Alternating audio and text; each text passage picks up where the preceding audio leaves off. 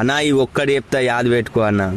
10 మందిని ముంచి సంపాదించిన పైసలు, 10 మంది ఉసురు పోసుకొని సంపాదించిన ధనం, 10 మంది పొట్టగొట్టి పెట్టుకున్న ఆస్తులు, 10 మందిని ముంచి కట్టుకున్న బంగ్లాలు ఎప్పుడూ సంతోషాన్ని ఇచ్చినట్టు చరిత్రలో లేదన్న. ఇది మాత్రం నిజం. బయటి వాళ్ళకు వాడు సంతోషంగా ఉన్నట్టు అనిపిస్తుంది, కానీ వానికి భయం భయం భయం భయం ఉంటుంది. వాడు ఎప్పుడు నేను తప్పులు చేసిన అందరిని ముంచినా అవి ఎప్పుడు బయట పడతాయి అని.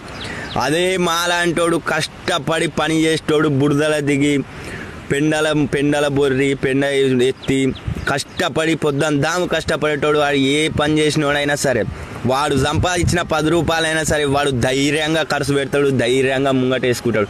ఎందుకంటే నేను కష్టపడి సంపాదించిన, నన్ను అడగడానికి ఎవరికి ఏ హక్కు లేదు అని. అర్థమైందా?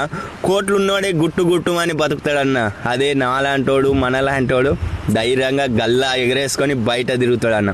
అర్థమైందా? తప్పు చేయనంత వరకు తల వంచాల్సిన అవసరం లేదు, తల దించాల్సిన అవసరం లేదు. మనం చేసే పని ఏదైనా సరే మన కన్న తల్లి లాంటిదే. కొంతమంది అంటారు మీ బట్టలకు పెన్ను అంటుతుంది బురద అంటుంది అని. అరే రైతుని మించిన నీట్గా తయారయ్యేటోడు ఎవ్వరు లేడు. ఇవాళ మేము పొద్దుగాలు లేచి పెన్న తీసి పాలు విండి మీకు పోస్తున్నాం కాబట్టి మీరు మంచిగా తెల్ల రంగు బుక్కెట్ పాలు తాగుతురు.